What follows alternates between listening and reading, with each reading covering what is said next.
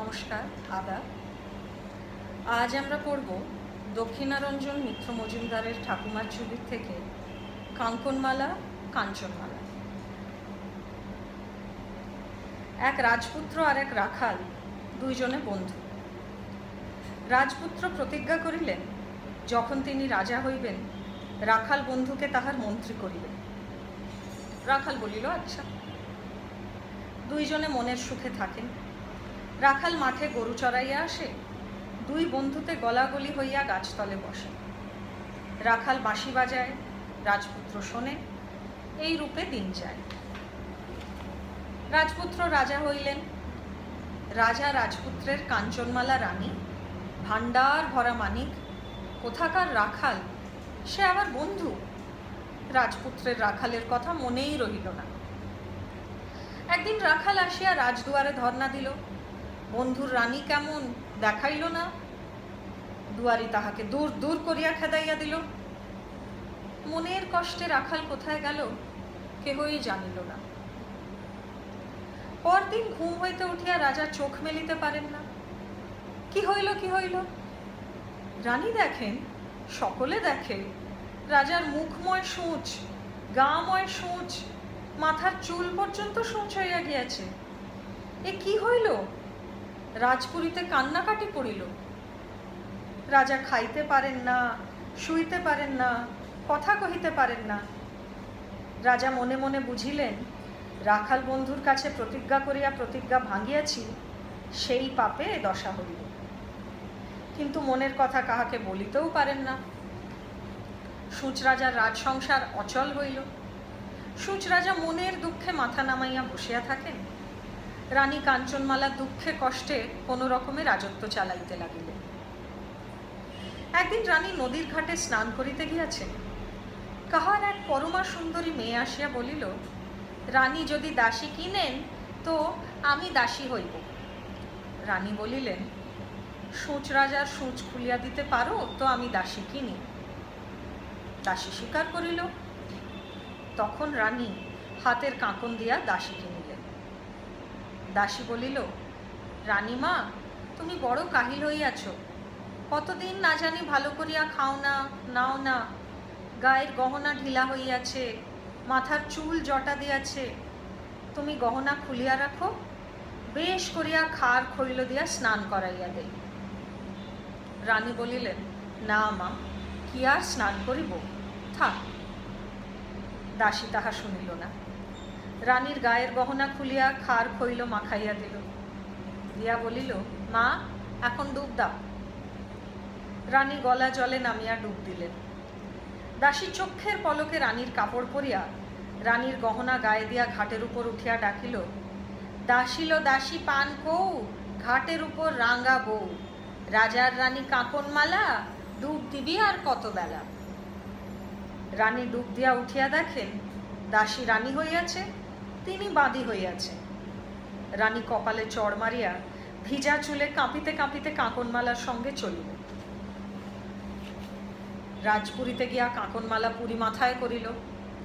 মন্ত্রীকে বলে, আমি নাইয়া আসিতেছি, হাতি ঘোড়া সাজাও নাই কেন? পাত্রকে বলে, আমি নাইয়া আসিব, দোল চৌদোলা পাঠাও নাই কেন? মন্ত্রীর পাত্রের গর্দান গেল। সকলে চমকিল, এ আবার কি? ভয় কেহ কিছু বলিতে পারিল না।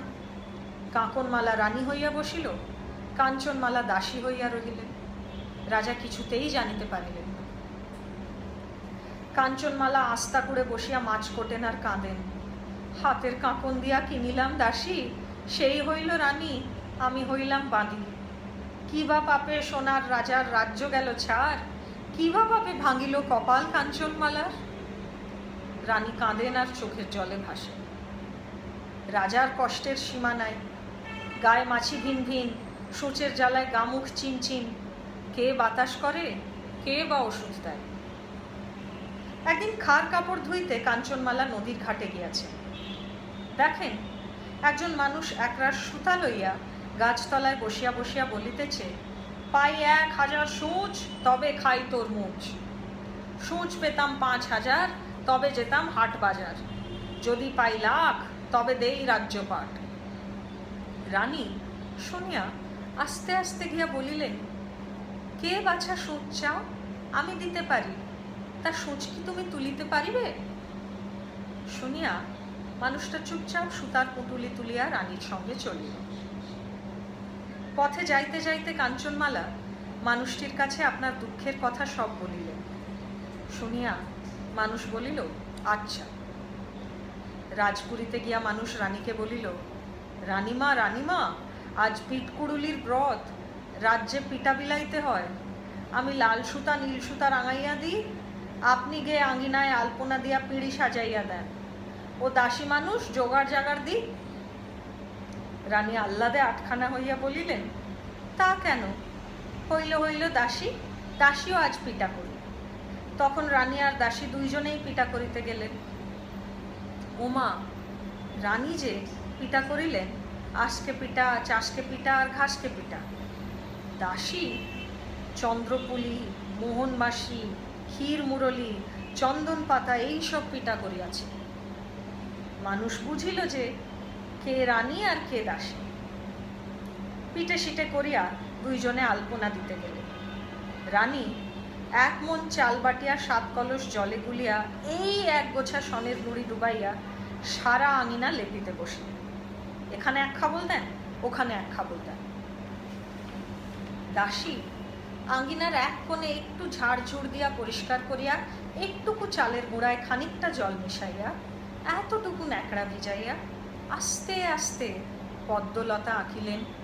পদ্মলতার পাশে সোনার 7 কলস আঁকিলেন। কলসের উপর চূড়া, 2 দিকে ধানের ছড়া আঁকিয়া ময়ূর, পুতুল, মা লক্ষ্মীর সোনা পায়ের দাগ এইসব আঁকিয়া দিলেন। তখন মানুষ কাঁকনমালাকে ডাকিয়া বলিল, ও বাঁধি, এই মুখে রানী হইয়াছিস? হাতের কাঁকনের নাগন দাসী, সেই হইল রানী, রানী হইলেন দাসী। ভালো চাহিস তো স্বরূপ কথা ক। কাঁকনমালার গায়ে আগুনের হলকা পড়িল। কাঁকনমালা গর্জিয়া উঠিয়া বলিল, কে রে পড়ার মুখ, দূর হবি তো হ।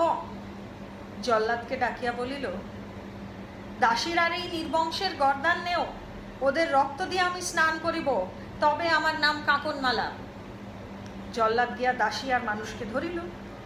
তখন মানুষটা পুঁটলি খুলিয়া বলিল, সুতন সুতন নটখটি, রাজার রাজ্যে খটমটি, সুতন সুতন নেবর পো, জল্লাদকে বেঁধে থো। 1 গোছা সুতা গিয়া জল্লাদকে আষ্টে পৃষ্ঠে বাঁধিয়া থুইল। মানুষটা আবার বলিল, সুতন তুমি কার? সুতা বলিল, পুঁটলি যার তার।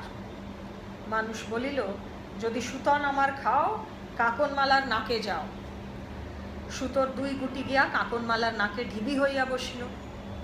কাঁকনমালা ব্যস্তে মস্তে ঘরে উঠিয়া বলিতে লাগিল, দুয়ার দাও, দুয়ার দাও, এটা পাগল, দাসী পাগল নিয়ে আসিয়াছে। পাগল তখন মন্ত্র পড়িতেছে, সুতন সুতন সরুলি, কোন দেশে ঘর, সূচ রাজার সূচে গিয়ে আপনি পর।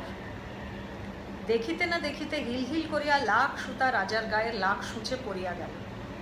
তখন সূচেরা বলিল, সুতার পরাণ শিলি শিলি, কোন ফুড়ন্দি? মানুষ বলিল, নাগন দাসী কাঁকনমালার চোখ মুখটি। রাজার গায়ের লাখ সূচ উঠিয়া গেল। লাখ সূচে কাঁকনমালার চোখ মুখ সিলাই করিয়া রহিল। কাঁকনমালার যে ছটফটি! রাজা চক্ষু চাহিয়া দেখেন রাখাল বন্ধু। রাজায় রাখালে কোলাকুলি করিলেন। রাজার চোখের জলে রাখাল ভাসিল, রাখালের চোখের জলে রাজা ভাসিল। রাজা বলিলেন, বন্ধু, আমার দোষ নিও না। শতজন্ম তপস্যা করিয়াও তোমার মতো বন্ধু পাইব না। আজ হইতে তুমি আমার মন্ত্রী। তোমাকে ছাড়িয়া আমি কত কষ্ট পাইলাম, আর ছাড়িব না। রাখাল বলিল, আচ্ছা, তা তোমার সেই বাঁশিটি যে হারাইয়া ফেলিয়াছি, একটি বাঁশি দিতে হইবে। রাজা রাখাল বন্ধুকে সোনার বাঁশি তৈয়ারি করাইয়া দিলেন। তাহার পর সূচের জ্বালায় দিনরাত ছটফট করিয়া কাঁকনমালা মরিয়া গেল। কাঞ্চনমালার দুঃখ ঘুচিল। তখন রাখাল সারাদিন মন্ত্রীর কাজ করেন। রাত্রে চাঁদের আলোতে আকাশ ভরিয়া গেলে রাজাকে লইয়া গিয়া নদীর ধারে সেই গাছের তলায় বসিয়া সোনার বাঁশি বাজান। রাজা গলাগলি করিয়া মন্ত্রী বন্ধুর বাঁশি শোনেন। রাজা, রাখাল আর কাঞ্চনমালার সুখে দিন যাইতে লাগিল। ধন্যবাদ।